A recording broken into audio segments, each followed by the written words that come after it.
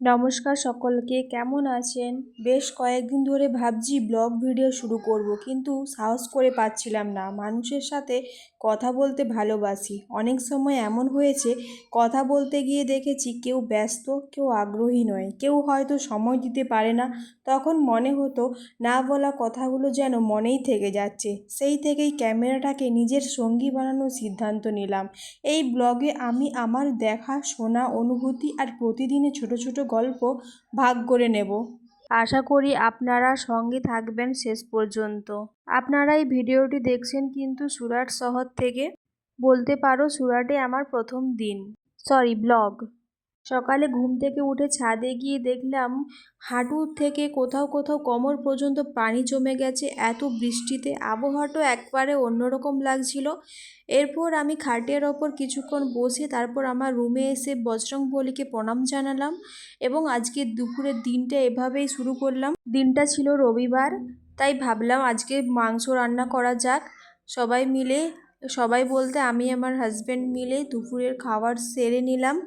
বিকেলের দিকে ভাবলাম ঘরে বসে না থেকে একটু বাইরে ঘুরে আসি, তাই আমি আমার হাজব্যান্ড চলে গেলাম একটা পার্কে।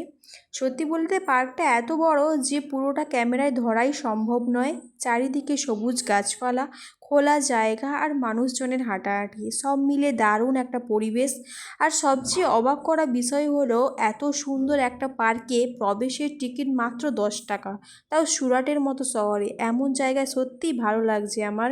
পার্কে বেশ কিছুক্ষণ ঘুরলাম, গল্প করলাম আর সন্ধে নামার অপেক্ষা করলাম। এখানে একটা মজার বিষয় হলো সুরাটে পুরোপুরি সন্ধ্যা হতে প্রায় 8টা বেজে যায় আমাদের কাছে, যেটা অনেকটাই নতুন অভিজ্ঞতা। বাড়ি ফিরে রাতের খাবার খেয়ে আবার ছাদে উঠে গেলাম, কারণ সারা দিন থাকলেও রাতে ছাদে দারুণ বাতাস থাকে। রুমের ভেতরের তুলনায় ছাদে অনেক বেশি আরাম লাগে। নিজের হাতে বানানো ফুচকা, আলু, টক জল সব কিছু নিজের হাতে বানিয়ে সুরাটে আমি, ফুচকাগুলো ভালো লাগে না বলে নিজের হাতে বানিয়ে আমি আর আমার হাজব্যান্ড মিলে সার্ভ করে খেয়ে নিলাম। তারপরে এই হাতটা দেখো, মেহেন্দিটা কেমন হয়েছে একটু জানিও। প্রথমবার ব্লগ ভিডিও দিচ্ছি, তাই হয়তো কথা বলার একটু জড়তা আছে, কিন্তু এই ভিডিওর প্রতিটি মুহূর্ত একদম বাস্তব, কোনো অভিনয় নয়, শুধু আমার জীবনের ছোট ছোট গল্প। আমি জানি না এই ভিডিও কতজন দেখবে, কিন্তু যারা দেখবেন তাদের প্রত্যেককে এই যাত্রায় প্রথম সঙ্গী হিসেবে মনে রাখবো। তোমাদের কাছে অনুরোধ, আমার এই ভিডিওর কোন পার্টটা তোমাদের খুব ভালো লেগেছে অবশ্যই কমেন্ট করে জানাবেন। আমার কমেন্ট পড়তে খুব ভালো লাগে এবং কমেন্টে রিপ্লাই করতে তো আরও ভালো লাগে। আজকে এই পর্যন্ত, আশা করি আপনারা ভালো থাকবেন।